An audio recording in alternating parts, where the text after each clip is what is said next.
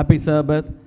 இந்த ஓய்வு நாளின் ஆரம்ப நேரத்திலே தேவனை தொழுது கொள்ளவும் அவரை துதிக்கவும் அவரை போற்றத்தக்கதான ஒரு பெரிய பாக்கியத்தை ஆண்டவர் உங்களுக்கும் எனக்கும் கொடுத்துருக்காரு.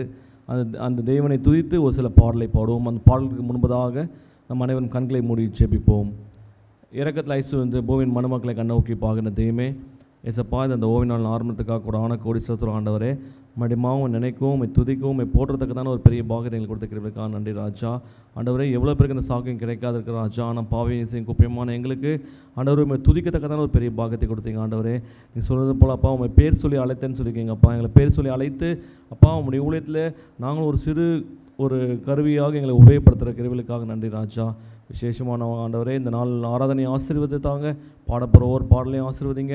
இந்த காணொலி மூலயமா எங்களோட இணைந்து பாடப்படுற ஒவ்வொரு பிள்ளைகளுக்காக ஜெபிக்கிறேன். ஒவ்வொருத்தரும் பேர் பார்த்ததையும் ஆசீர்வதிங்க, பலப்படுத்துங்க, பாதுகாத்துக்கொள்ளுங்க. இயேசு நாமத்தில் ஜெபங்கிற நல்ல பிதாவே, ஆமேன்.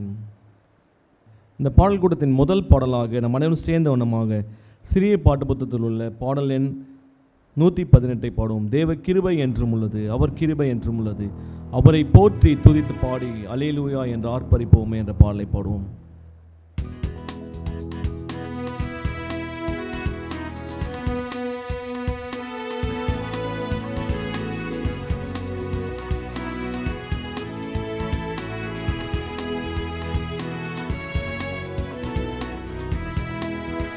தேவ கிருபை என்றும் உள்ளது, அவர் கிருபை என்றும் உள்ளது, அவரை போற்றி துதித்து பாடி அல்லேலூயா என்று ஆர்ப்பரிப்போம். அவரை போற்றி துதித்து பாடி அல்லேலூயா என்று ஆர்ப்பரிப்போம். நெருக்கப்பட்டும் மடிந்திடாமல் கர்த்தர் தம்மை காத்ததாலே, நெருக்கப்பட்டும் மடிந்திடாமல் கர்த்தர் நம்மை காத்ததாலே, அவர் நல்லவர், அவர் வல்லவர், அவர் கிருபை என்றும் உள்ளது. அவர் நல்லவர், அவர் வல்லவர், அவர் கிருபை என்றும் உள்ளது. தேவ கிருபை என்றும் உள்ளது, அவர் கிருபை என்றும் உள்ளது, அவரை போற்றி துதித்து பாடி அல்லேலூயா என்று ஆர்ப்பரிப்போம். அவரை போற்றி துதித்து பாடி அல்லேலூயா என்று ஆர்ப்பரிப்போம். சத்துரு சேனை தொடர்ந்து சூழ்கையில் பக்தனாம் தாவீதின் தேவன் நமக்கு, சத்துரு சேனை தொடர்ந்து சூழ்கையில் பக்தனாம் தாவீதின் தேவன் நமக்கு முன் சென்றாரே. அவர் நல்லவர், அவர் கிருபை என்றும் உள்ளது. முன் சென்றாரே, அவர் நல்லவர், அவர் கிருபை என்றும் உள்ளது. தேவ கிருபை என்றும் உள்ளது, அவர் கிருபை என்றும் உள்ளது, அவரை போற்றி துதித்து பாடி அல்லேலூயா என்று ஆர்ப்பரிப்போம்.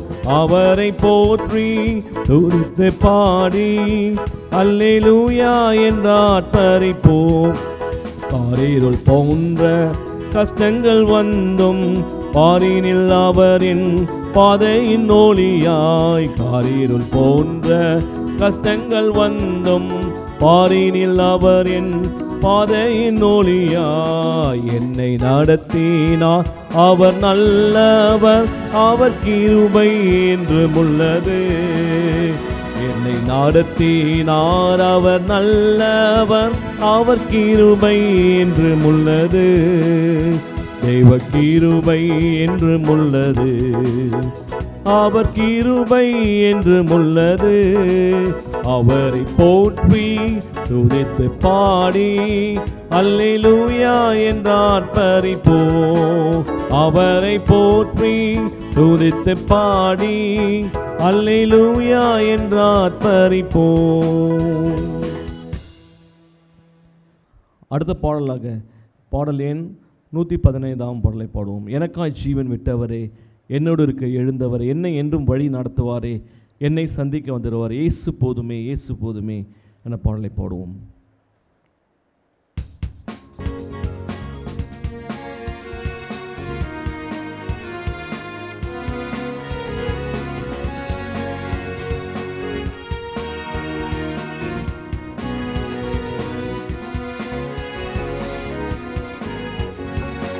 எனக்காய் ஜீவன் விட்டவரே, என்னோடு இருக்க எழுந்தவரே, எனக்காய் ஜீவன் விட்டவரே, என்னோடு இருக்க எழுந்தவரே, என்ன என்றும் வழி நடத்துவாரே, என்னை சந்திக்க வந்திடுவாரே, என்ன என்றும் வழி நடத்துவாரே, என்னை சந்திக்க வந்திடுவாரே. இயேசு போதுமே, இயேசு போதுமே, இயேசு போதுமே, இயேசு போதுமே, எந்த நாளிலுமே என் நிலையிலுமே எந்த வாழ்வினிலே இயேசு போதுமே.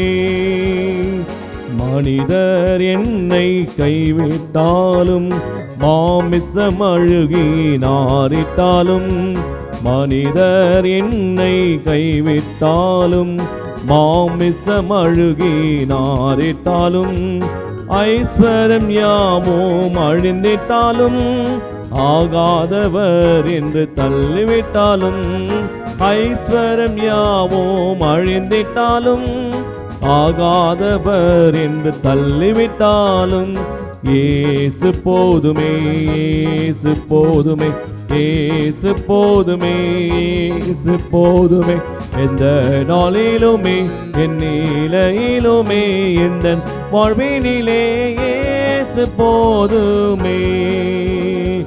புல்லுள்ள இடங்களில் மேய்த்திடுவார், அமர்ந்த தண்ணீரண்டை நடத்திடுவார், புல்லுள்ள இடங்களில் மேய்த்திடுவார், அமர்ந்த தண்ணீரண்டை நடத்திடுவார், ஆத்துமாவை தினம் தேற்றிடுவார், ஆனந்தத்தால் என்றும் நிறைத்திடுவார், ஆத்துமாவை தினம் தேற்றிடுவார், ஆனந்தத்தால் என்றும் நிறைத்திடுவார். இயேசு போதுமே, இயேசு போதுமே, இயேசு போதுமே, இயேசு போதுமே, எந்த நாளிலுமே என் நிலையிலுமே எந்த வாழ்வினிலே இயேசு போதுமே. அடுத்த பாடலாக பாடலின் 119, தினம் தினம் இயேசு நாயகனே மனம் மனம் மகிழ்ந்து பாடுவேன் என்ற பாடலை பாடுவோம். இந்த பாடல் பாடல் கொடுத்தின் கடைசி பாடலாக இந்த பாடல் இருக்கும்.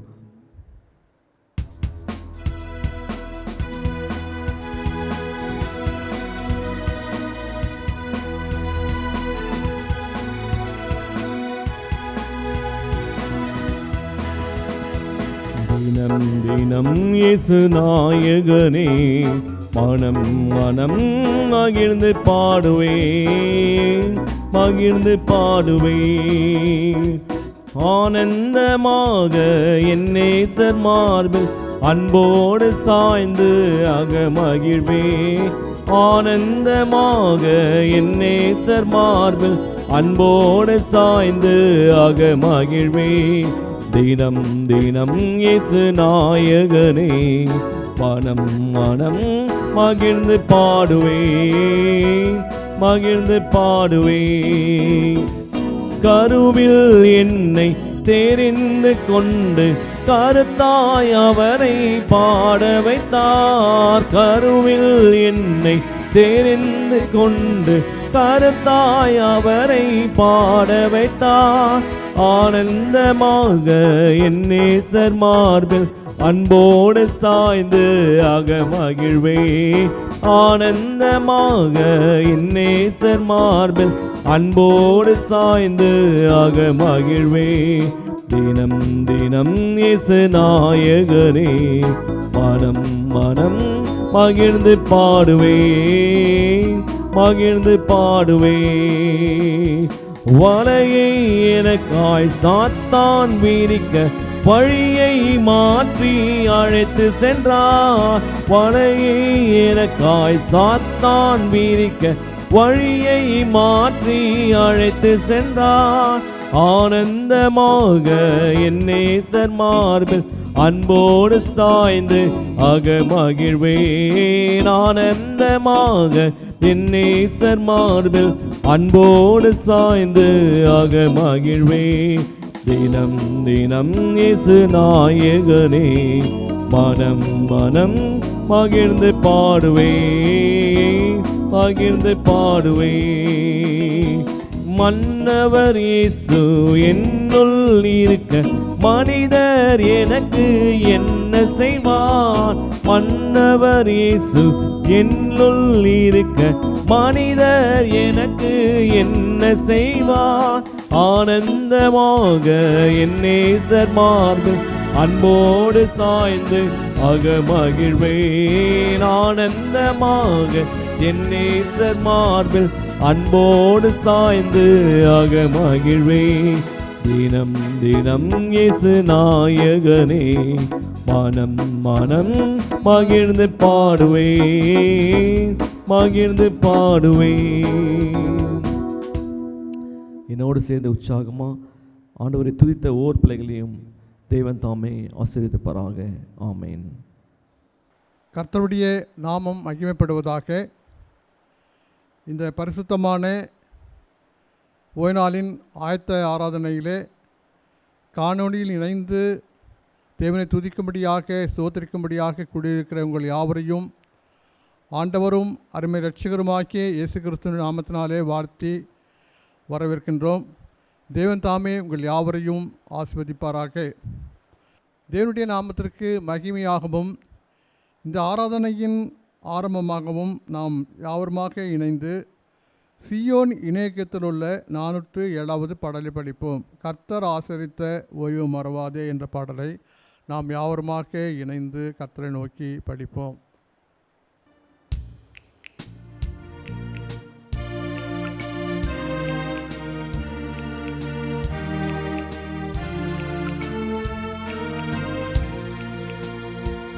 கர்த்தர் ஆசரித்த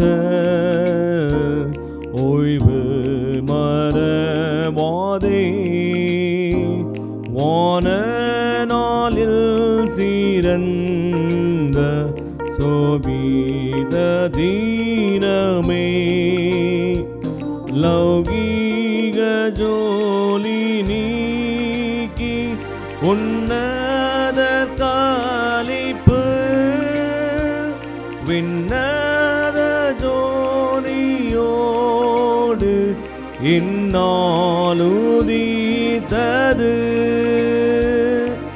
வாழ்க வாழ்க என்றும் வாழ்க ஓய்வு தினமே, வாழ்க வாழ்க என்றும் வாழ்க ஓய்வு தினமே. ஓய்வை ஆசரித்து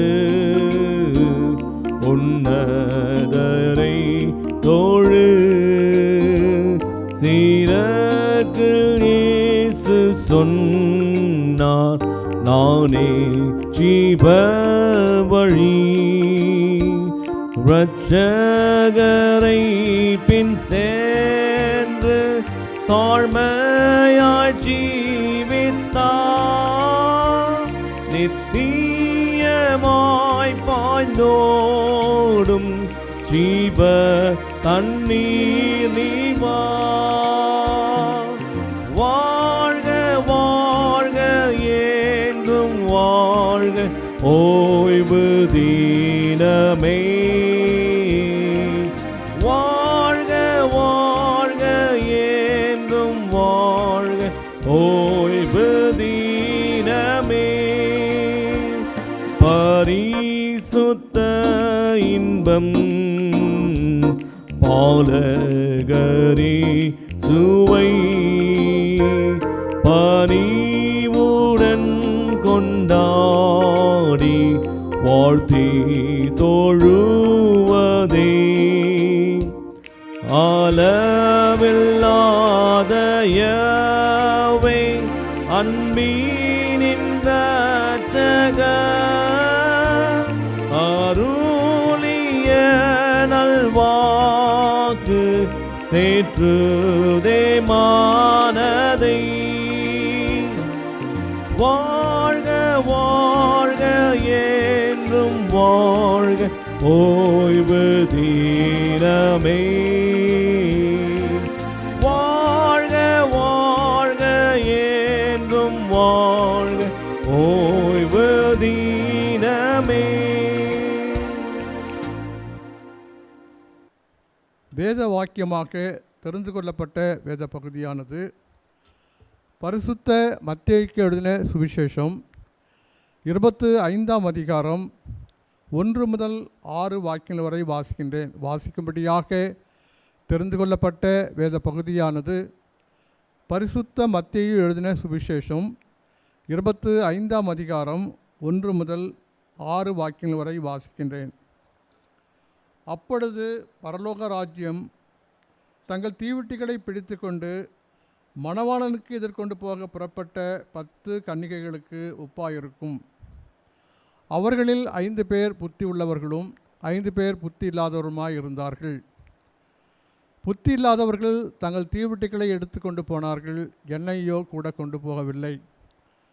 புத்தி உள்ளவர்கள் தங்கள் தீவெட்டிகளோடு கூட தங்கள் பாத்திரங்களில் எண்ணெயையும் கொண்டு போனார்கள். மணவாளன் வர தாமதித்த போது அவர்கள் எல்லோரும் நித்திரை மயக்கமடைந்து தூங்கிவிட்டார்கள். நடுராத்திரியிலே இதோ மணவாளன் வருகிறார், அவருக்கு எதிர்கொண்டு போக புறப்படுங்கள் என்கிற சத்தம் உண்டாயிற்று. வாசித்த இந்த திருவசனங்களை தேவன் தாமே நமக்கு ஆசீர்வாதமாக அருளுவாராக. நாம் யாவருமாக தலைகளை தாழ்த்தி கர்த்தரை நோக்கி ஜெபிப்போம். உன்னதங்களில் வாசமாயிருந்து பூமியின் மணமக்களை கண்ணோக்கி பார்த்து கொண்டிருக்கிற பரிசுத்தமும் கிருபையும் இரக்கமும் தயவு நிறைந்த ஆண்டவரே, இந்த பரிசுத்தமான ஓய்நாளின் ஆயத்த வேலைக்காக நாங்கள் நன்றி செலுத்துகிறோம் சுவாமி. இந்த ஆயத்த ஆராதனையிலும் பங்கு பெறத்தக்கதாக கிருபை செய்தமைக்காக நன்றி செலுத்துகிறோம். எங்களுக்கு ஜீவன் சுகன் பலன் தந்தமைக்காக நன்றி செலுத்துகிறோம். ஆண்டவரை ஸ்தோத்தரிக்கத்தக்கதாக ஆண்டவர் இந்த இணைப்பின் மூலமாக எங்களை ஆண்டவரை நினைத்ததற்காக நன்றி செலுத்துகிறோம். ஒவ்வொரு நாளும் நீர் எங்களுக்கு ஜீவனை அருளினதற்காக நன்றி செலுத்துகிறோம். எல்லாவற்றிலும் நீரே துதிக்கு பாத்திரராக இருக்கிறீர் என்று சொல்லி உம்மை ஒருவர் மாத்திரமே நாங்கள் துதிக்கத்தக்கதாக ஸ்தோத்தரிக்கத்தக்கதாக கர்த்தர் கிருபையாக எங்களை நடத்திருளும்படியாக நாங்கள் கெஞ்சுகிறோம். ஆண்டவரை எங்களுடைய விசுவாச பிள்ளைகளுக்காக நாங்கள் ஜெபிக்கிறோம் சுவாமி. பிள்ளைகளுடைய ஒவ்வொரு காரியங்களிலும் ஒவ்வொரு விசுவாசத்தினுடைய எல்லா பங்குகளிலும் உம்முடைய கிருபையும் உம்முடைய இரக்கமும் இருந்து நடத்த விடுமா நாங்கள் கெஞ்சுகிறோம். ஆண்டவரே, இந்த உலகத்தினுடைய எல்லா துன்பங்கள் வருத்தங்கள் வேதனைகள் சஞ்சலங்கள் காணப்படுமானால் அவற்றை நினைத்து வேதனை அடையாதபடிக்கு என் தேவன் இருக்கிறார் என்று சொல்லி ஆண்டவர் தங்கள் விசுவாசத்தை மீது வைத்து ஆண்டவரே இந்த உலகத்தை ஜெயிக்கிற ஜெயத்தை ஒவ்வொரு பிள்ளைகளுக்கும் தரும்படியாக நாங்கள் கெஞ்சுகிறோம். ஆண்டவரை நாங்கள் வேதத்தில் வாசிக்கிறோம் சுவாமி. மலைகள் விலகினாலும் பர்வதங்கள் நிலை பெயர்ந்தாலும் என் கிருபை உன்னை விட்டு விலகாமலும் என்னுடைய சமாதானத்தின் உடன்படிக்கை நிலை பெறாமல் இருக்கும் என்று உன்மேல் மனதுருகிற கர்த்தர் சொல்கிறார் என்று சொல்லி ஏசையா தீர்க்கதரிசியின் மூலமாக வாக்குரைத்த எங்கள் அன்பின் தகப்பனே, அப்படியாக இந்த உலகத்தில் என்ன சம்பவங்கள் என்ன காரியங்கள் என்ன நிகழ்வுகள் ஏற்பட்டாலும் அதை கண்டு நாங்கள் பயப்படாதவர்களாக அஞ்சாதவர்களாக விசுவாசத்தினுடைய ஆண்டவரே எல்லா காரியத்திலும் நாங்கள் மேலோங்கி நிற்கத்தக்கதாக எங்கள் ஒவ்வொருவரையும் பலப்படுத்தும்படியாக நாங்கள் கெஞ்சுகிறோம். ஆண்டவரே, இந்த உலகத்தை பார்த்து நாங்கள் பலவீனப்பட்டு போகாதபடிக்கு கர்த்தர் பலன் கொடுக்கிறவர் என்று சொல்லி ஆண்டவரே கர்த்தர் எங்கள் விசுவாசத்தை வர்த்திக்க செய்கிறவர் என்று சொல்லி உம்மீது எங்கள் விசுவாசத்தை வைக்கத்தக்கதாக கர்த்தர் கிருபையாக நடத்தும்படியாக கெஞ்சுகிறோம். ஆண்டவரை ஒவ்வொரு பிள்ளைகளுடைய தேவைகளுக்காக உங்களுடைய சமூகத்தில் வருகிறோம் சுவாமி. ஆண்டவர் நாங்கள் ஜெபிப்பதற்கு முன்பாகவே எங்களுடைய விண்ணப்பங்களை உங்களுடைய சமூகத்தில் அர்ப்பணிப்பின் முன்பாகவே அறிந்திருக்கிற எங்கள் தேவன் ஏற்ற காலத்திலே ஏற்றவனமான காரியங்களை கொடுத்து ஆண்டவர் எங்களை நீர் வழி நடத்த வேண்டுமா நாங்கள் கெஞ்சுகிறோம்.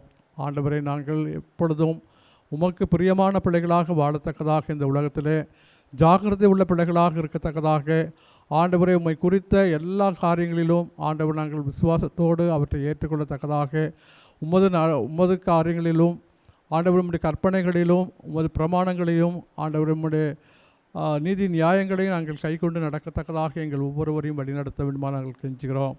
ஆண்டவரே, எங்கள் குறைவுகளை எல்லாம் தேவரீர் நிறைவாக்கி கொடுக்கிறவர் என்று சொல்லி நாங்கள் விசுவாசித்து உம்மை நோக்கி பார்க்கிறவர்களாக இருக்க எங்களுக்கு கிருபையாக நடத்த வேண்டுமா நாங்கள் கெஞ்சுகிறோம். ஒவ்வொரு கூடியிருக்கிற ஒவ்வொரு பிள்ளைகளையும் ஆசீர்வதித்து ஆண்டவர் தேவைகளை எல்லாம் சந்திக்கும்படியாக நாங்கள் கெஞ்சுகிறோம். ஆண்டவரே, சிறியோர் பெரியோர் வாலிபர்கள் சிறுவர்கள் குழந்தைகள் எல்லாரையும் உடைய கரத்தில் வைக்கும் சுவாமி. எல்லாருடைய தேவைகளை நீர் அறிந்திருக்கிறீர். ஆண்டவர் எல்லாருடைய தேவைகளையும் கர்த்தர் ஏற்ற சமயத்திலே வாய்க்க செய்து வழிநடத்த வேண்டுமா நாங்கள் கெஞ்சுகிறோம். எல்லா துதியும் கனமும் உமக்கே செலுத்துகிறோம். மீட்பர் இயேசு கிறிஸ்து நாமத்தின் வழியாக ஜெபிக்கிறோம்.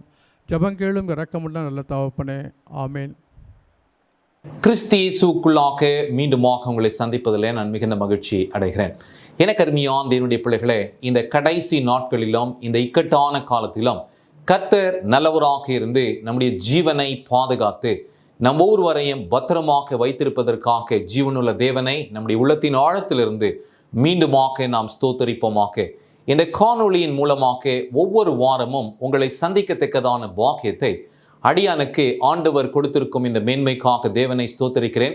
நீங்களும் ஒவ்வொரு வாரமும் இதோ இந்த வார்த்தைகளை எல்லாம் தவறாமல் கர்த்தருடைய பலத்தினால் கேட்டு வருகிறதற்காக நான் தேவனை ஸ்தோத்தரிக்கிறேன்.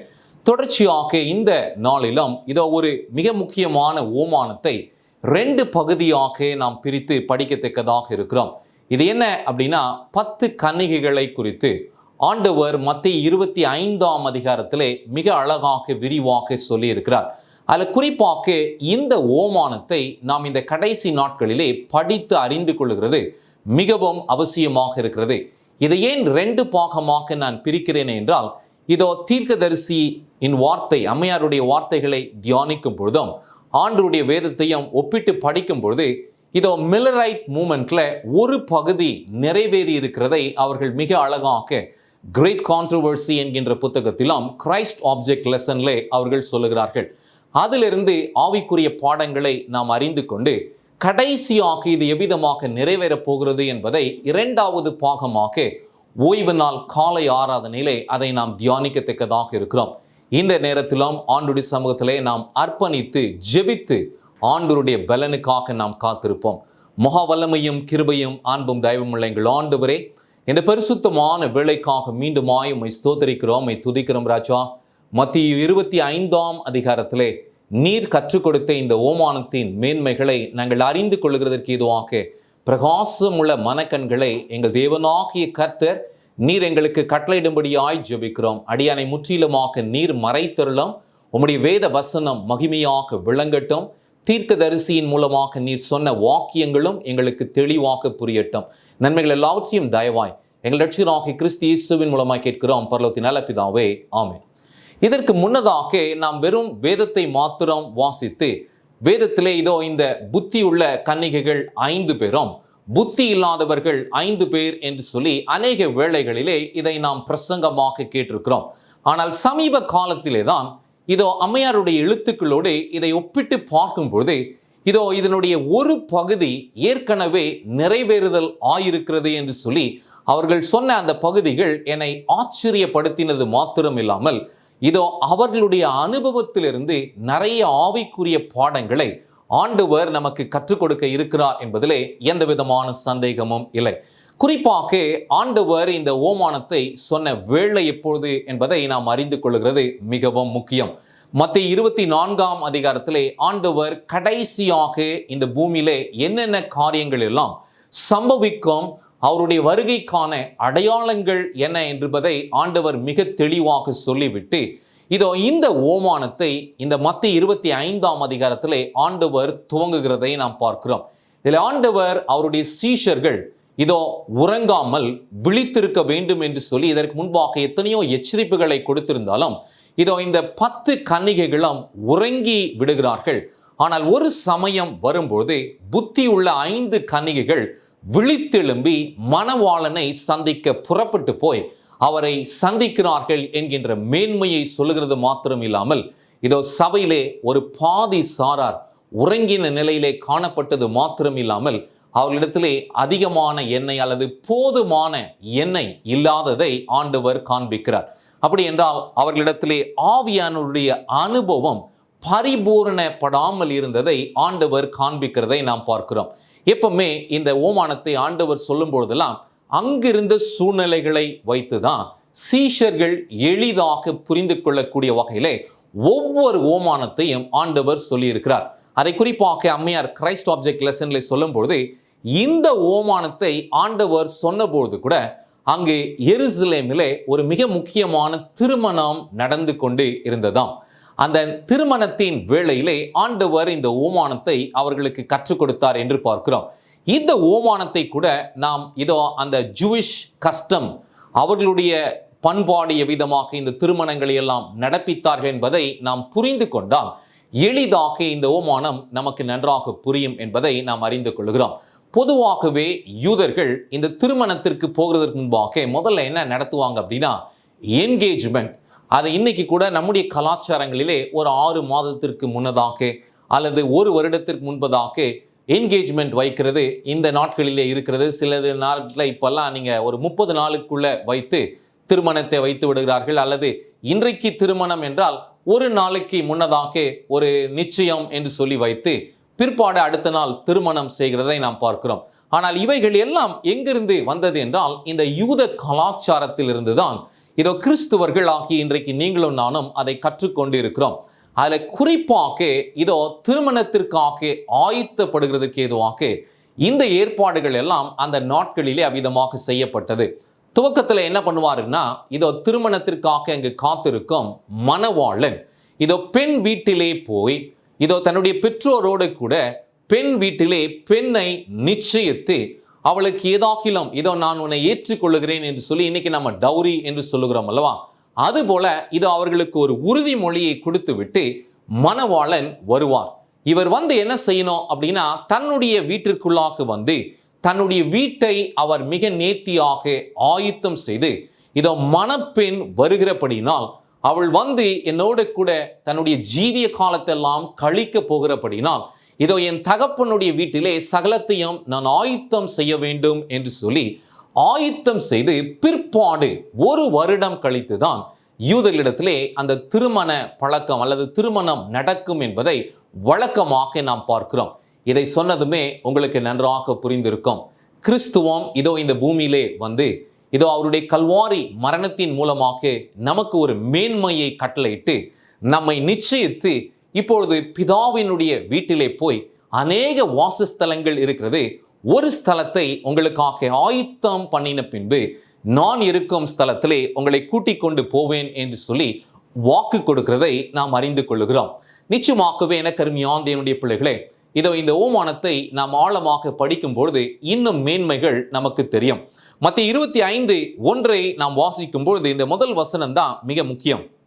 அப்பொழுது பரலோக ராஜ்யம் தங்கள் தீவெட்டிகளை பிடித்து கொண்டு மணவாளனுக்கு எதிர்கொண்டு போக புறப்பட்ட 10 கன்னிகைகளுக்கு ஒப்பா இருக்கிறது. கன்னிகைகள் என்று ஏன் ஆண்டவர் இங்கு சொல்லுகிறார் என்றால் இதோ நாங்கள் இயேசுவை விசுவாசிக்கிறபடினால் எங்களுடைய விசுவாசமானது சுத்தமுள்ளதாக இருக்கிறது, நாங்கள் சுத்தமுள்ளவர்களாக இருக்கிறோம் என்பதை அடையாளப்படுத்தும் வகையிலே ஆண்டவர் இந்த ஓமானத்திலே 10 கன்னிகைகள் என்று சொல்லி 2 சாராரையுமே சொல்லுகிறார். ஆனால் துவக்கத்திலே இந்த 2 சாராருக்குமே வித்தியாசமே இல்லை. இதோ இந்த 10 பேருமே ஆண்டவரை உண்மையாக தேடுகிறது போலவும் அவருக்காக மணவாளனுக்காக காத்திருக்கும் ஒரு அனுபவம் இதோ இந்த 10 பேருக்குள்ளாக இருந்ததை ஆண்டவர் காண்பிக்கிறார். ஆனால் இதிலோ இந்த ஓமானத்தை நாம் இன்னும் ஆழமாக உள்ளே கவனிக்கும் பொழுதுதான் 2வது வசனத்திலே சொல்லும் பொழுது அவர்களில் 5 பேர் புத்தி உள்ளவர்களும் 5 பேர் புத்தி இல்லாதவருமாய் இருந்தார்கள்.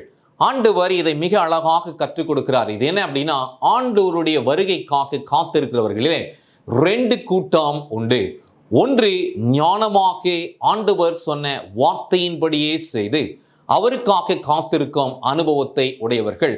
இன்னொரு சாரார் யாரு அப்படின்னா ஒரு போலியான அனுபவம், ஆனால் ஆண்டவர்கிட்ட வந்தது போல அவரை ஏற்றுக்கொண்டது போல அவர்களுக்குள்ள ஒரு உணர்ச்சி தான் இருக்கிறது.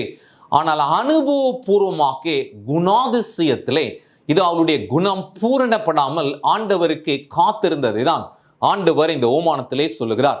கீழே 3வது வசனத்தை நாம் வாசிக்கும் போது புத்தி இல்லாதவர்கள் தங்கள் தீவெட்டிகளை எடுத்துக்கொண்டு போனார்கள். எண்ணெய் அவர்களோடு கூட அதிகமாக கொண்டு போகவில்லை என்று சொல்லி பார்க்கிறோம். இந்த எண்ணெய், இதோ இந்த கன்னிகை, இவைகள் எல்லாம் அடையாள மொழியிலே சொல்லப்பட்டிருக்கிறது. இவைகள் என்ன என்பதை நாம் ஆழமாக புரிந்து கொள்ளத்தக்கதாக இருக்கிறோம். குறிப்பாக இந்த ஓமானத்திலே ஆண்டவர் ஒரு விஷயத்தை சொல்லுகிறார். அது என்ன அப்படின்னா, மணவாளன் இவர்கள் எதிர்பார்த்த வேளையிலே அவர் வரவில்லை. அவர் தாமதித்தது போல ஒரு அனுபவத்தை ஆண்டவர் இந்த ஓமானத்திலே காண்பிக்கிறார். அவர் தாமதித்தார் என்று சொல்லுகிற அந்த வேளையிலே 10 பேருமே நித்திரையாகி விட்டார்கள். ஆனால் நித்திரையாயிருந்தாலும் ஞானமாய் இருந்த அந்த முதல் 5 கன்னிகைகள் தங்களிடத்திலே ஆவியின் பலனை இரட்டிப்பாக பெற்று ஆண்டவருக்காக காத்திருந்தபடினால் அவருடைய குணம் பூரணப்பட்டிருந்தது. மணவாளன் வந்தபோது அவரை சந்திக்க அவர்கள் ஆயத்தமாயிருந்தார்கள். ஆனால் மீதமுள்ள 5 கன்னிகைகளோ அவர்களிடத்திலே எண்ணெய் இல்லை. அதுதான் பிரச்சனை. இதோ இந்த தீவெட்டி எல்லார்கிட்டே இருந்துச்சு, லேம்ப் என்று சொல்லுகிறோமா, அது 10 பேரிடத்திலும் இருந்தது. ஆனால் அது எரிய வேண்டுமே என்றால் அதற்கு எண்ணெய் அவசியமாக இருக்கிறது. இந்த எண்ணெய் ஆவியானவரை அடையாளப்படுத்துகிறது. இதுல நிறைய ஆண்டவர் அடையாள வார்த்தைகளை பயன்படுத்துகிறார். அதில் குறிப்பாக மணவாளன் வந்தபோது கதவு அடைக்கப்பட்டது என்று சொல்லி நாம் பார்க்கிறோம். இதோ இந்த புத்தி இல்லாத 5 கன்னிகைகள் பின்னாக விடப்பட்ட ஒரு கசப்பான அனுபவம் மாத்திரம் இல்லாமல் அழுகையும் பால் கடிப்புமான இடத்திலே அவர்கள் தள்ளப்பட்டார்கள் என்பதை ஆண்டவர் கடைசியாக இந்த ஓமானத்திலே சொல்லுகிறார். எனக்கு அருமையான தேவனுடைய பிள்ளைகளே, கிறிஸ்துவின் வருகைக்காக காத்திருக்கும் தேவனுடைய பிள்ளைகள், நீங்களும் நானும் மிக முக்கியமாக இந்த ஓமானங்களை எல்லாம் கவனிக்கிறது மிகவும் அவசியமாக இருக்கிறது. அதை குறிப்பாக அம்மையார் சொல்லும்போது கிரைஸ்ட் ஆப்ஜெக்ட் லெசன் என்கின்ற புத்தகத்திலே 405 421 பக்கம் வரைக்கும் இந்த ஓமானத்தை அவர்கள் மிக அழகாக விவரித்து சொல்லுகிறார்கள். அதில் நீங்க பார்த்தீங்க அப்படின்னா, இதோ அந்த யூத கலாச்சாரத்திலே நடந்த அனுபவத்தோடு ஆண்டவர் இதை ஒப்பிட்டு சொல்லுகிறார். அதிலே இவருடைய 2ஆம் வருகைக்கு சபையானது உண்மையாக தங்களை சுத்திகரித்து இதோ பரிசுத்த ஆவியின் அனுகிரகத்தினாலே மீண்டும் பிறந்த அனுபவத்தை உடையவர்களாக இருந்து, அதிகமான எண்ணெயை உடையவர்களாக இருந்து பிரகாசித்து அவருடைய வருகைக்காக காத்திருக்க வேண்டும் என்பதற்காக ஆண்டவர் இந்த ஓமானத்தை இங்கு சொல்லுகிறார் என்று பார்க்கிறோம்.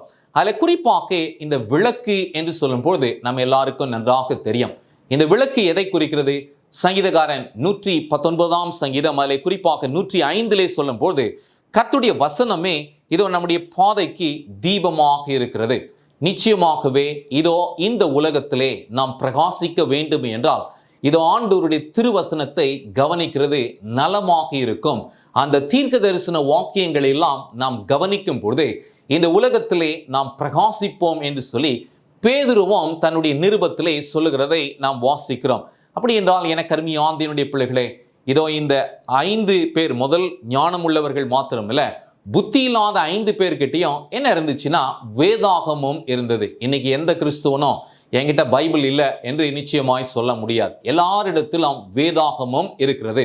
ஆனால் அந்த வேதாகமத்தை ஆவியின் பலத்தினால் உயிர்ப்பிக்கப்பட்டு இதோ ஞானம் உள்ளவர்கள் மாத்திரமே அதை அறிந்து உணர்ந்து ஏற்றுக்கொள்ளுகிறார்கள் என்பதை ஆண்டவர் இந்த ஓமானத்திலே காண்பிக்கிறார். சரி, கன்னிகைகள் என்று ஏன் நாம் சொல்லுகிறோம் என்றால், பவுல் கூட 2 கொரிந்தியரின் புத்தகம் 11ஆம் அதிகாரம் 2வது வசனத்திலே சொல்லும் பொழுது, உங்களை இதோ ஒரு கன்னிகையாக கிறிஸ்துவாக்கிய மணவாளனுக்கு உங்களை பத்திரமாய் ஒப்புவிக்க நான் கடமைப்பட்டிருக்கிறேன் என்று சொல்லுகிறதை நாம் பார்க்கிறோம். இப்போ இது யாரை குறிக்கிறது? திருச்சபையை குறிக்கிறது. இதோ திருச்சபையில் இருக்கும் தேவனுடைய பிள்ளைகளாகிய நாம் ஒவ்வொருவரையும் ஆண்டவர் கன்னிகைகளுக்கு ஒப்பிடுகிறார் என்று பார்க்கிறோம். பொதுவாகவே திருமணம் என்றால் ஒரு மணவாளன் யாரை திருமணம் செய்வாரு அப்படின்னா, தீட்டுப்பட்ட பெண்ணை திருமணம் செய்ய மாட்டார்கள். இதோ அவள் கன்னிகையாக இருந்து தன் மணவாளனுக்காக சுத்தமாய் காத்திருக்கும் அனுபவம் அவசியமாக இருக்கிறது என்பதை நாம் பார்க்கிறோம். அந்த கண்ணோட்டத்திலேயே ஆண்டவர் இதை சொல்லுகிறார்.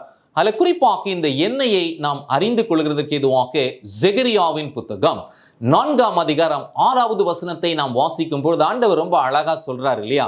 பலத்தினாலும் அல்ல, பராக்கிரமத்தினாலும் அல்ல, தேவனுடைய ஆவியினாலே ஆகும்.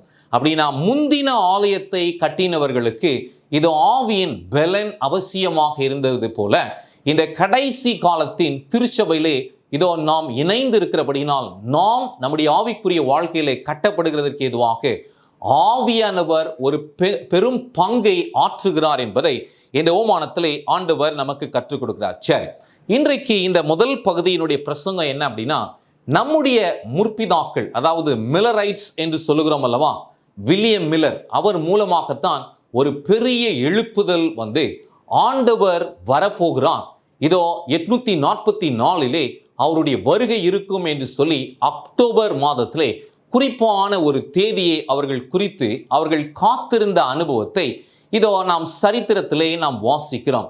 இந்த அனுபவமும் இதனுடைய ஒரு பகுதியின் நிறைவேறுதலாக இருக்கிறது என்று சொல்லி அம்மையார் அழகா சொல்றாங்க. அதை எங்க சொல்றாங்க அப்படின்னா, கிரேட் கான்ட்ரோவர்சி என்கின்ற புத்தகத்திலே 391வது பக்கத்திலிருந்து 408வது பக்கம் வரைக்கும் நாம் படிக்கும்போது அவங்க என்ன சொல்றாங்கன்னா, it has already met a partial fulfillment in the Millerite movement of 1843 to 1844 என்று சொல்லுகிறார்கள்.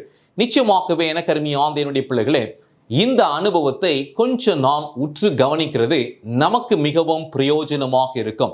இல்லை, ஒரு 4 காரியத்தை முதலாவதாக நாம் கவனிக்க வேண்டும். முதலாவதாக இந்த 10 கன்னிகைகள் என்று சொல்லும்போது பொதுவாகவே நாம் என்ன நினைப்போம் அப்படின்னா, இது எல்லா திருச்சபையும் குறிக்கிறது, இதோ எல்லா திருச்சபையாரும் இதில் வருவார்கள் என்று நாம் நினைக்கிறோம். ஆனால் மிக அழகாக கிரேட் கான்ட்ரோவர்சியிலே 393வது பக்கத்திலே இதோ தீர்க்கதரிசி அம்மையார் சொல்லும்போது, இது குறிப்பாக 7ஆம் நாள் அட்வென்ட் பிள்ளைகளை இதோ இந்த கன்னிகைகள் என்கின்ற இந்த அனுபவம் குறிக்கும் என்று சொல்லி அவர்கள் பேசுகிறார்கள்.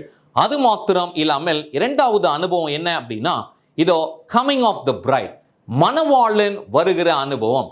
இந்த அனுபவத்தை குறித்து அவர்கள் சொல்லும்போது, மணவாளன் வருகிறார் என்று சொல்லும்போது இதோ அவர் தன்னுடைய ஊழியத்தை முடித்துவிட்டு இங்கு வருகிற அனுபவத்தை மாத்திரம் சொல்லாமல், இதோ அவருடைய வருகை என்று சொல்லும்போது கிறிஸ்து தம்முடைய பிதாவின் வீட்டிலே போய் தம்முடைய ஊழியத்தை துவங்கின பொழுது அந்த முதல் அறை, அதாவது பரிசுத்த ஸ்தலத்தின் ஊழியத்தை முடித்துவிட்டு மகா பரிசுத்த ஸ்தலத்திற்குள்ளாக அவர் பிரவேசிக்கத்தக்கதாக புறப்பட்டு வந்து அங்கு ஒரு மகத்தான ஊழியத்தை இப்பொழுது செய்து கொண்டிருக்கிறார்.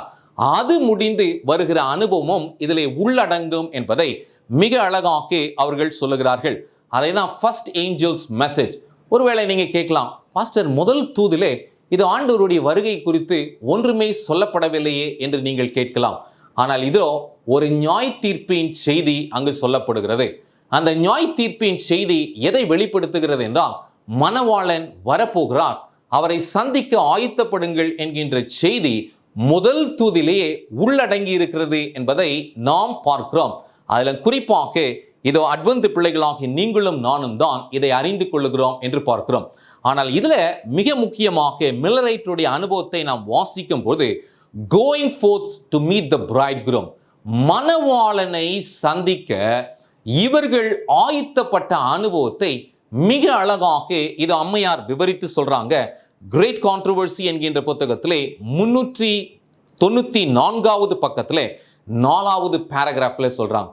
ஏன் அப்படின்னா, இந்த அனுபவத்தை கூட நிறைய நேரத்தில் நம்ம படிச்சிருக்கிறோம். அதில் நீங்கள் பார்த்தீங்கன்னா, தங்களுடைய சொத்துக்கள், தங்களுடைய உடைமைகள் எல்லாவற்றையும் விட்டு விட்டு இதோ மற்றவர்களுக்கு இருந்த கடனை கூட அவங்க என்ன பண்ணாங்களாம், விற்று தீர்த்தாங்களாம். ஏன் அப்படின்னா, இவங்களுடைய நம்பிக்கை என்னன்னா, இதுக்கப்புறம் இந்த பூமியில நாம இருக்க போறதில்ல, இதோ நம்முடைய நேசரை நாம் சந்திக்க போகிறோம், அவரோட கூட நாம் எடுத்துக்கொள்ளப்பட போகிறபடினால் இவைகள் எல்லாம் ஒன்றும் இல்லை என்று சொல்லி மிகுந்த உற்சாகத்துடன் எல்லாருமே காணப்பட்டான். குறிப்பா இந்த மில்லரைட் அனுபவத்தை நாம் பார்க்கும்போது, ஓஹோ, இந்த மில்லரைட் மூமெண்ட்ல இணைந்தவங்க எல்லாமே ஆண்டவருடைய வருகைக்காக ஆயத்தப்பட்டது போல நம்ம நினைக்கலாம். ஆனா இல்லை. ஏன் அப்படின்னா, கிறிஸ்துவுக்காக அவர்கள் காத்திருந்து அவர் வராத பட்சத்திலே ஏமாற்றம் அடைந்த இதோ ஒரு மெஜாரிட்டி என்ன செய்தார்கள் என்றால், வீணான வார்த்தைகளை சொல்லி தூஷித்து இதோ அவர்கள் விசுவாசத்தை விட்டு விலகி போனார்கள் என்று நாம் பார்க்கிறோம். இந்த அனுபவம் புத்தி உள்ளவர்களுக்கும் புத்தி இல்லாத கன்னிகைகளின் அனுபவத்தை இந்த மில்லரைட் மூமெண்ட்லேயே நீங்களும் நானும் பார்க்கலாம் என்பதை அம்மையார் மிக அழகாக நமக்கு கற்றுக் கொடுக்கிறார்கள். அதில் குறிப்பாக இவர்களுக்குள்ளே இருந்த வித்தியாசம் என்ன அப்படின்னா, இதோ வேதாகமத்தை அவர்கள் கையாண்ட விதம்தான். துவக்கத்தில் மில்லர் பேசின பொழுது அவங்களுக்கு ரொம்ப உற்சாகமாக இருந்துச்சு. உலகத்தின் பல பகுதிகளிலிருந்து அநேக கிறிஸ்துவர்கள், இது ஒரு குறிப்பிட்ட சபை கிடையாது. நிறைய நேரத்தில் நிறைய பேர் என்ன நினைப்பாங்க அப்படின்னா, இதோ இவங்கெல்லாம் ஒரு மெத்தடிஸ்ட் மெஜாரிட்டி குரூப் என்று நினைப்பார்கள். மெஜாரிட்டி மெத்தடிஸ்டா இருந்தாலும் இந்த இயக்கம் உலகம் முழுவதுமாக போய் உலகத்தையே அசைத்தது என்று பார்க்கிறோம். அப்படி என்றால் இந்த மில்லரைட் மூமெண்ட் என்று சொல்லி நாம் பேசும்போது வெறும் செவன்த் டே அட்வென்டிஸ்ட் மக்களை மாத்திரம் நாம் இங்கே பார்க்காமல், இதோ இங்கு அன்றைக்கு காத்திருந்த எல்லா கிறிஸ்துவர்களையும் குறித்து இதில் பார்க்கிறோம். அதில் குறிப்பாக மில்லரைட் இயக்கத்திலே இணைந்தவர்களை குறித்து நாம் அதிகமாக பார்க்கிறோம். இதை குறித்து அம்மையார் சொல்லும்போது அவங்க she was not just an historian. பொதுவாக இன்னைக்கு நிறைய பேர் இதோ சரித்திரத்தில் நடந்ததை எழுதுவாங்க. அது இப்படி நடந்தது, இது விதமாக சம்பவித்தது என்று சொல்லி கேள்விப்பட்டு எழுதுவார்கள். ஆனால் ஆண்டவர் இதோ நம்முடைய திருச்சபைக்கு கொடுத்த இந்த தீர்க்கதரிசி அங்கு இருந்து கண்கூடாக இவைகளையெல்லாம் அவங்க பார்த்தாங்க. ஏன் அப்படின்னா இந்த ரெண்டு சாரார் இதோ அந்த மில்லரைட் மூமெண்ட்ல வெளிப்பட்டதை நாம் பார்க்க முடியும். ஒரு சாரார் அவருடைய வருகைக்கு தாமதமான போது ஏமாற்றம் அடைந்த சூழ்நிலையில் கூட தங்களிடத்திலே இருந்த வேத வசனத்தை கருத்தாய் ஆராயவும், இதோ ஏன் ஆண்டவர் வரவில்லை என்பதை அவர்கள் இன்னும் உற்று பார்க்கிறதற்கு அவர்கள் தன்னுடைய நேரத்தை செலவிட்டார்கள். இவங்களை குறித்து இதோ ஆண்டவர் தீர்க்கதரிசியின் வாக்கியங்களிலே நமக்கு சொல்லும் பொழுது உண்மையான தேவ பயம் அவர்களுக்குள்ளாக இருந்தது. ஒவ்வொரு நாளும் தங்களுடைய வாழ்க்கையை அவர்கள் சுத்திகரித்து பரிசுத்தமாக்கி அவருடைய வருகைக்காக அவர்கள் காத்திருந்தபடினால் ஏமாற்றம் அடைந்த பொழுது கூட அந்த ஏமாற்றம் ஒரு பெரிய தாக்கத்தை அவர்களுக்கு கொடுக்கவில்லையா. ஏன் அப்படின்னா அவர்கள் மீண்டுமாக வேதாகமத்தை ஆராய்ந்து பார்த்து பரிசுத்த ஆவியானுடைய துணையோடு மீண்டுமாக அந்த வேதத்தை அவர்கள் புரட்டி பார்த்தபோதுதான் இதோ நாம் போட்ட கணக்கு எல்லாம் சரி, ஆனால் இதோ அந்த ஈவெண்ட்டை நாம் தவறாக புரிந்து கொண்டோம். அதாவது கிறிஸ்து இந்த பூமிக்கு வருகிறார் என்று நாம் நினைத்தோம். ஆனால் 2300 ராப்பகல் தரிசனத்தின் மேன்மையை மீண்டுமாக அவர்கள் உற்று கவனித்து ஆசரிப்பு கூடார சத்தியத்தை அவர்கள் படித்த பொழுதுதான் அவர்களுக்கு ஒரு விஷயம் நன்றாக புரிந்தது. அது என்ன அப்படின்னா, கிறிஸ்து முதல் ஸ்தலத்திலிருந்து இரண்டாவது ஸ்தலத்திற்கு தன்னுடைய ஊழியத்தை செய்யத்தக்கதாக அவர் பிரவேசித்து கதவை பூட்டினார் என்பதை அந்த தீர்க்க தரிசன பகுதிகளை அவர்கள் வாசித்த பொழுது அறிந்து கொண்டார்கள் என்று சொல்லி நாம் பார்க்கிறோம்.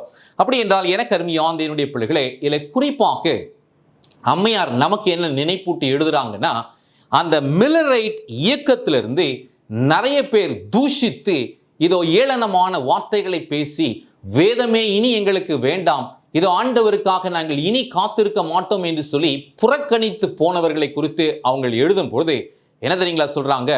their belief was superficial. அவங்க உண்மையாகவே ஆண்டவருக்காக காத்திருக்கவில்லை.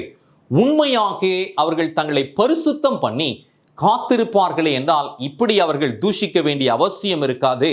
இது அதை குறித்து அவங்க சொல்லும் பொழுது they were satisfied with flickering lights of good emotions. இன்னைக்கு கூட நீங்க பார்த்தீங்கன்னா நிறைய சபைகள் இதை உட்கார்ந்து சிந்தித்து வேத வசனத்தை அசை போட்டு அதை தியானிக்கிற அனுபவம் இல்லை. இன்னைக்கும் நீங்க போனீங்கன்னா உற்சாகமா கைத்தட்டி பாட்டு பாடணும், ஒரு பரவசம். இன்னைக்கு எல்லாரும் விரும்புறது என்ன அப்படின்னா, இன்னைக்கு நிறைய பேர் கிறிஸ்துவ மார்க்கத்தில் நீங்க பார்த்தீங்கன்னா வேதத்தை தியானிக்கணும், வேதத்தில் அதிகமான நேரத்தை செலவிடணும், இதெல்லாம் அவங்களுக்கு இல்லை. பாஸ்டர் என்ன சொன்னாலும் சரி, அவர் உற்சாகமா எங்களை உற்சாகப்படுத்துறாரா, அது எங்களுக்கு போதும் என்று சொல்லுகிற திருப்தி அவர்களுக்குள்ளாக இருந்ததாம். அதை தான் அம்மையார் சொல்லும் பொழுது இவங்க உண்மையாகவே தேவனை சார்ந்திருக்கவில்லை. இவங்க யாரை சார்ந்திருந்தாங்கன்னா, they were depending on the fellow brethren. அதாவது மற்ற சகோதரன், என்னுடைய ஃப்ரெண்ட் பைபிள் படிக்கிறானா, அவன் அந்த மில்லரைட் இயக்கத்தில் அவன் இணைஞ்சிட்டானா, அதனால நானும் இணைகிறேன்.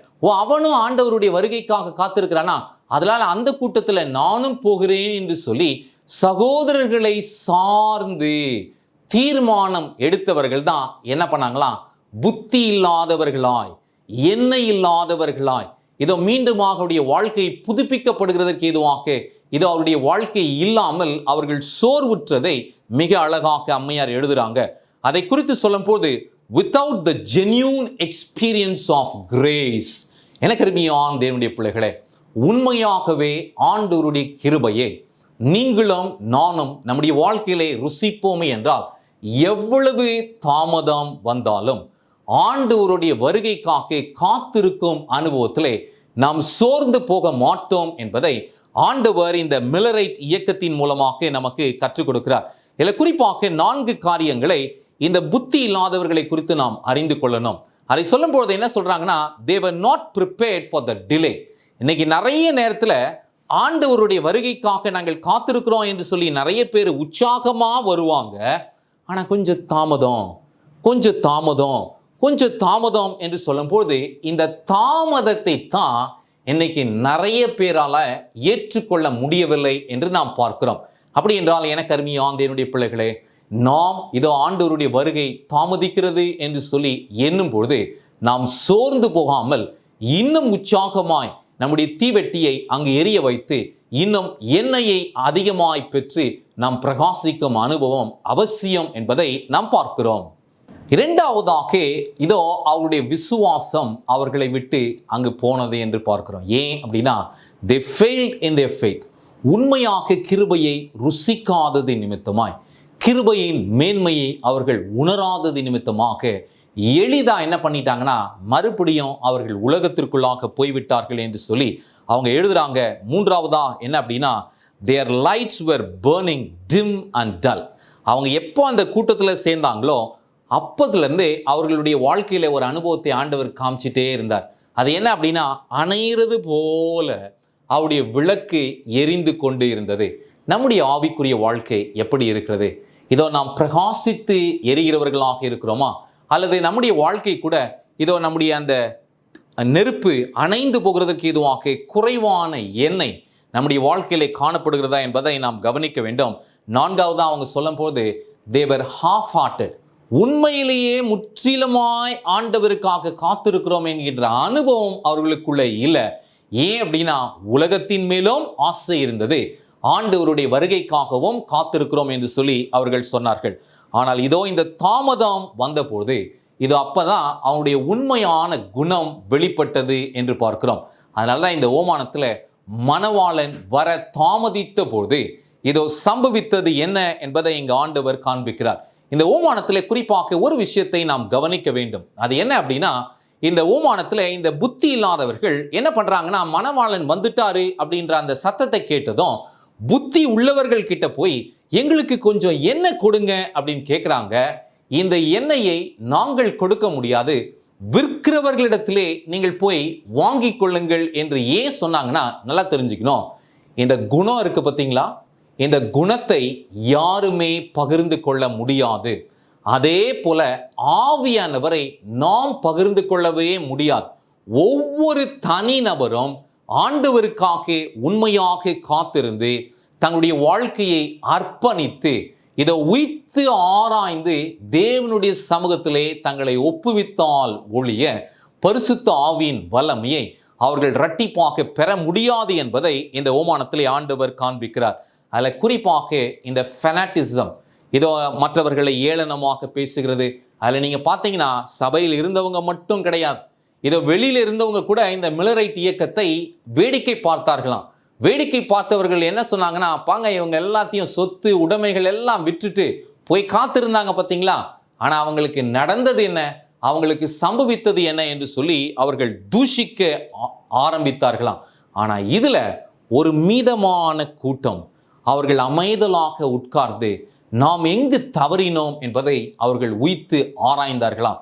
அந்த அனுபவத்தை குறித்து அவங்க சொல்லும் பொழுது மத்தேயு 25:5 வசனத்திலே சொல்லும் பொழுது, மணவாளன் வர தாமதித்த பொழுது அவர்கள் எல்லாரும் நித்திரையாக தூங்கிவிட்டார்கள். ஆனால் 6வது வசனத்திலே இதோ நடுராத்திரியிலே இதோ மணவாளன் வருகிறார், அவருக்கு எதிர்கொண்டு போக புறப்பட்டு போங்கள் என்கின்ற சத்தம் உண்டாயிற்று. அதை குறிப்பாக மிட் நைட் கிரை என்று ஆங்கிலத்திலே இந்த வார்த்தையை நாம் வாசிக்கிறோம்.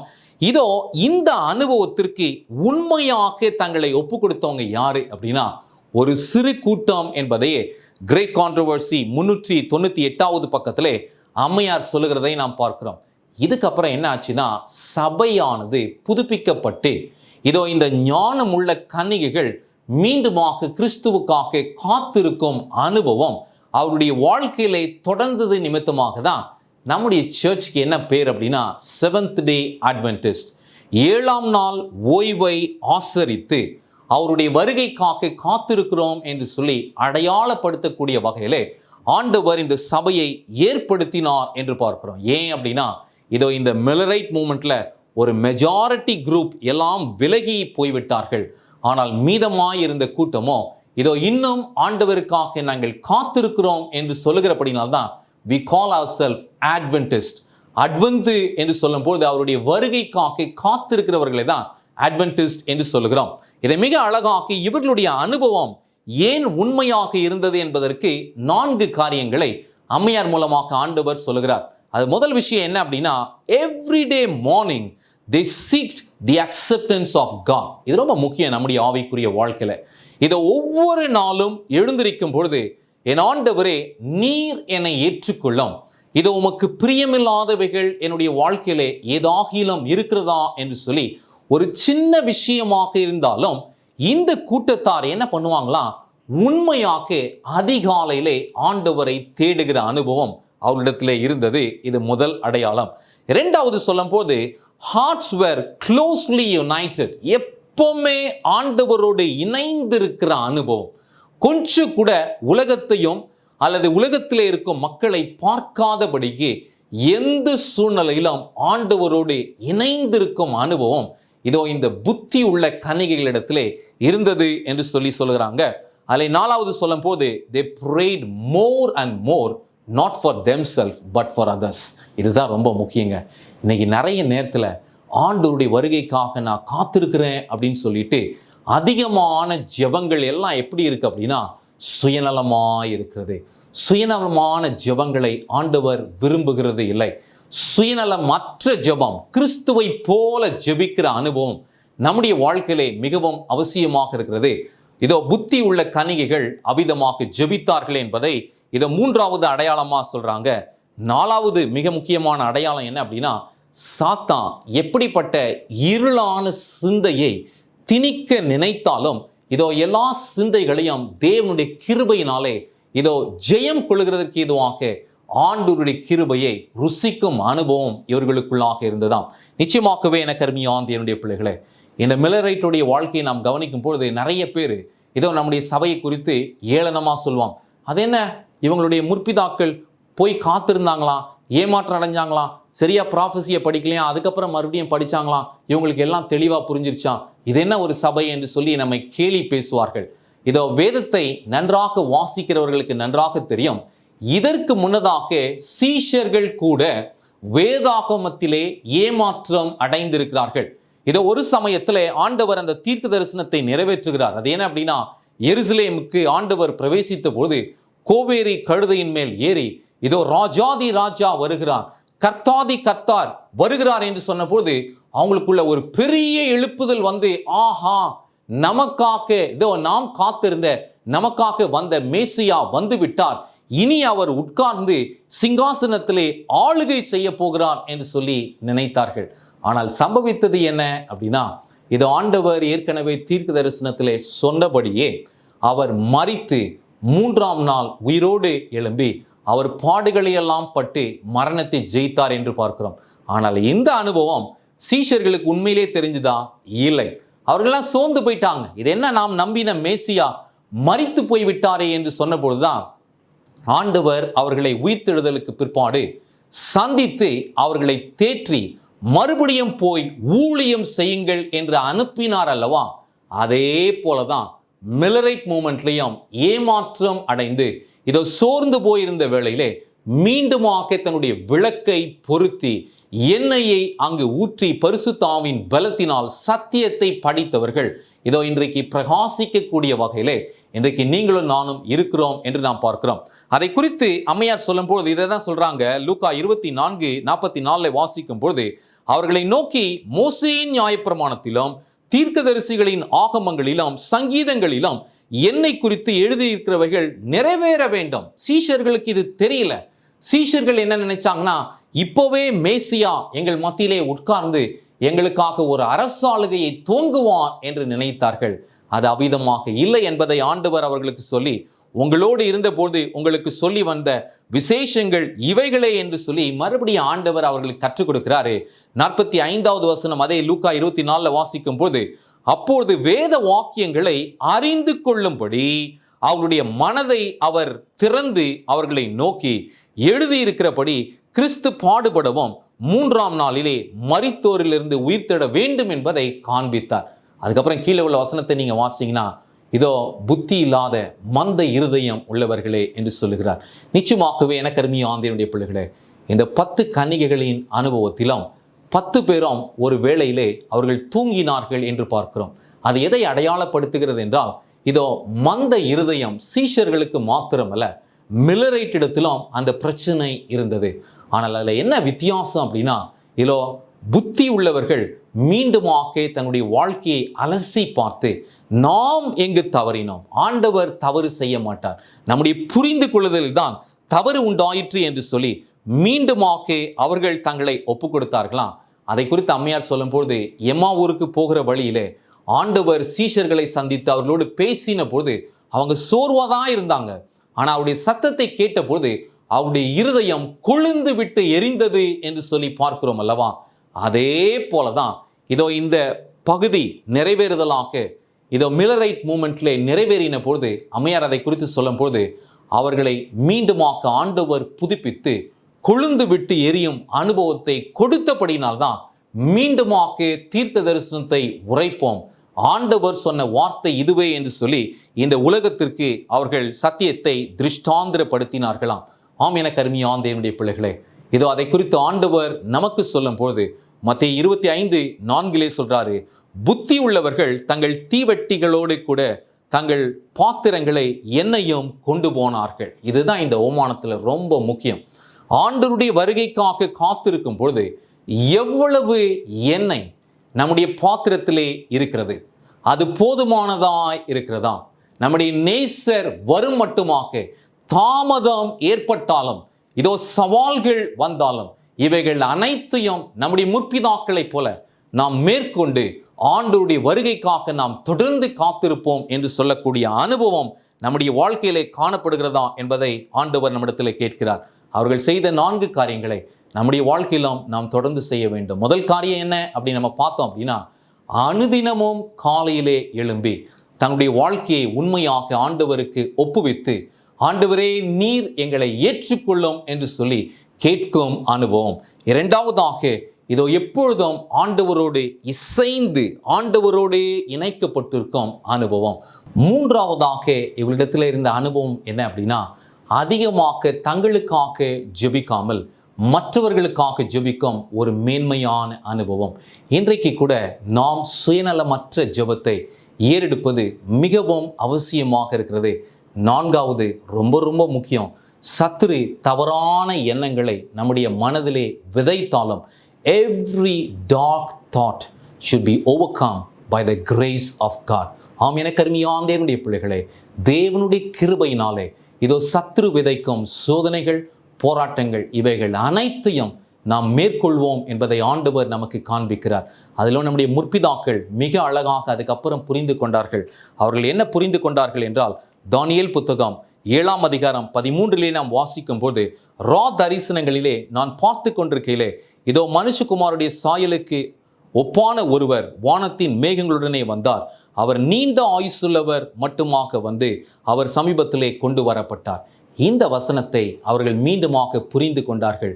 அப்போதுதான் அவர்களுக்கு தெரிந்தது, இதோ கிறிஸ்து பூமிக்கு வராமல் இதோ முதல் ஸ்தலத்திலிருந்து பிதாவாகிய தேவனுடைய 2வது ஸ்தலத்தின் ஊழியத்திற்காக அவர் கடந்து போனார் என்பதை வாசித்த பொழுது, இங்கே மீண்டுமாக அதே தானியேல் 7:14 நாம் வாசிக்கிறோம், சகல ஜனங்களும் ஜாதிகளும் பாஷைக்காரரும் அவரையே சேவிக்கும்படி அவருக்கு கர்த்தத்துவமும் மகிமையும் ராஜ ரீகமும் கொடுக்கப்பட்டது.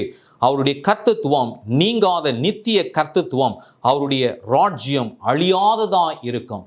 இந்த கர்த்தத்துவத்தை ஆண்டவர் பெற்று இதோ மகா பரிசுத்த ஸ்தலத்தின் ஊழியத்தை முடித்துவிட்டு அவர் சீக்கிரமாக திரும்பி வருவார். நீங்களும் நானும் அவருக்கு எப்படி காத்திருக்க போகிறோம்?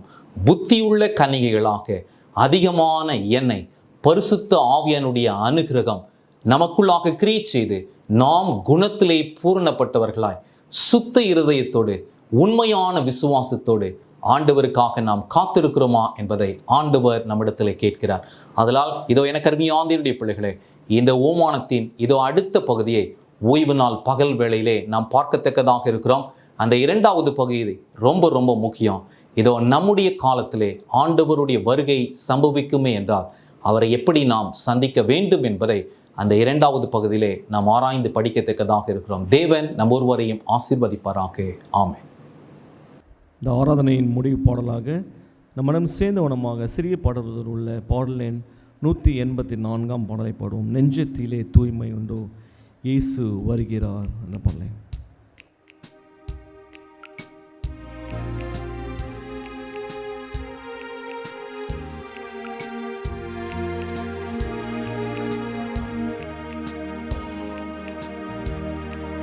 நெஞ்சத்திலே தூய்மையுண்டோ, இயேசு வருகிறார்.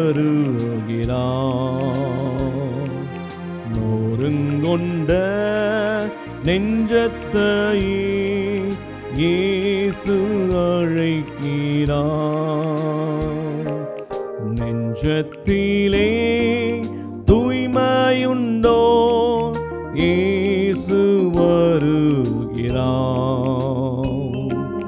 நொறுங்கொண்ட நெஞ்சத்தையே இயேசு அழைக்கிறார்.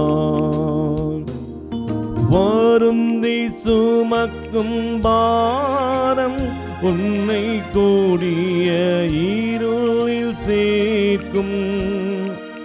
வருந்தி சுமக்கும் பாவம் உன்னை கூடிய இருளில் சேர்க்கும்.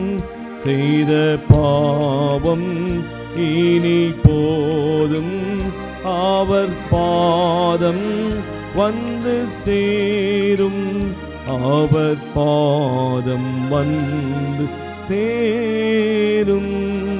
நெஞ்சத்திலே தூய்மையுண்டோ, இயேசு வருகிறார். நொறுங்கொண்ட நெஞ்சத்தையே இயேசு அழைக்கிறார். குருதி சிந்தும் இன்பம் உன்னை கூர்ந்து நோக்கும் கண்கள். குருதி சிந்தும் இதயம் உன்னை நோந்து நோக்கும் கண்கள். செய்த பாவம் இனி போதும், அவர் பாதம் வந்து சேரும். அவர் பாதம் வந்து சேரும். நெஞ்சத்திலே தூய்மையுண்டோ, இயேசு வருகிறார். நொறுங்கொண்ட நெஞ்சத்தையே இயேசு அழைக்கிறார். நெஞ்சத்திலே தூய்மையுண்டோ, இயேசு வருகிறார். நொறுங்கொண்ட நெஞ்சத்தையே இயேசு அழைக்கிறார். கண்களை மூடி நாம் ஜெபம் செய்வோம். மகா வல்லமையும் கிருபையும் அன்பும் தயவுமுள்ள எங்கள் ஆண்டவரே, இதோ இந்த பரிசுத்தமான வேலைக்காக மீண்டுமாய் மை ஸ்தோத்திரிக்கிறோம், துதிக்கிறோம் ராஜா. அற்பர்களும் நீசர்களும் ஆகிய எங்கள் மேல் எங்கள் தேவனாகிய கர்த்தர் நீர் கிருபையாக இருந்து இதோ எங்களுடைய முற்பிதாக்களுடைய வாழ்க்கையிலே இதோ இந்த அனுபவம் எவ்விதமாக நிறைவேறினது என்பதை நீர் காண்பித்திருக்கிறேன்.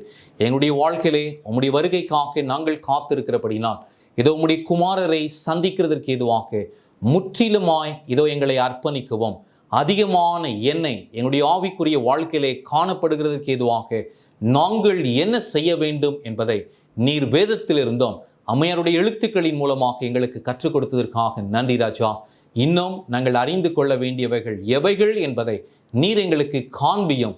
இதோ சீஷர்கள் சோர்ந்து போகாமல் உற்சாகம் அடைந்து அவருடைய இருதயம் கொழுந்து விட்டு எரிந்து மீண்டுமாக உம்முடைய ஊழியத்தை செய்தது போலவும், இதோ எங்களுடைய முற்பிதாக்கள் சோர்ந்து போகாமல் மீண்டுமாக உம்முடைய ஊழியத்தை செய்தது போலவும், இதோ நாங்களும் ஆண்டவரே உம்முடைய வருகை தாமதித்தாலும் சோர்ந்து போகாமல், அதிலும் குறிப்பாக இந்த இக்கட்டான காலத்திலே உண்மையாய் உம்முடைய ஊழியத்தை செய்ய எங்களுக்கு உதவி செய்யுங்கப்பா.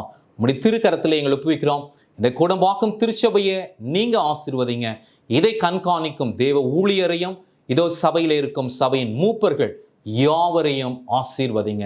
இந்த செய்தியை கேட்டு இதோ தங்களை அர்ப்பணித்த நல் உள்ளங்களை நீங்க ஆசீர்வதிங்க.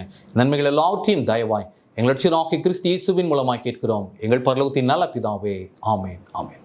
பிதாவாகிய தேவனுடைய அன்பும் கர்த்தராகிய இயேசு கிறிஸ்துவின் கிருபையும் தூய ஆவியானவரின் அன்யோன்ய ஐக்கியமும் சிநேகமும் விசேஷமாக இதோ இந்த நாளின் செய்தியை கேட்டு தங்களை ஒப்புவித்த தேவ பிள்ளைகள் ஒவ்வொருவரும் என்றென்றும் சதா காலங்களிலும் இருப்பதாக, ஆமென். பரமண்டலங்களில் பிதாவே, நாமம் பரிசுத்தப்படுவதாக, ராஜ்யம் வருவதாக, உம்முடைய சித்தம் பரலோகத்தில் செய்யப்போல பூமி செய்யப்படுவதாக. எங்கள் வேண்டிய ஆகாததை எங்கள் தாரும். எங்கள் கடனாளிக்கு நாங்கள் மணி போல கடனை நீர் எங்கள் மன்னியும். எங்களை சோதனை பேசிக்காமல் தீமை ரசித்துக் கொள்ளும். ராஜ்யம் வல்லமையும் மகிமையும் என்னென்றைக்கும் உடையவைகளே, ஆமென். என் ஆத்மாவே கர்த்தரை தோத்திரி, என் முழுவலுமே பரிசுத்த நாமத்தை தோத்திரி. என் ஆத்மாவே கர்த்தரை தோத்திரி, அவர் செய்த சகல உபகாரங்களையும் மறவாதே, ஆமென்.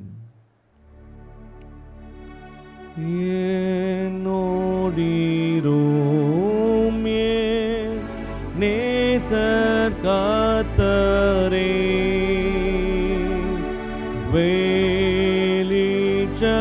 வெளிச்சமாங்கி இருட்றாயிற்றே, மற்றொரு தாசை ஆற்று போயினோ, நீர்மை சகாயரே என்னோ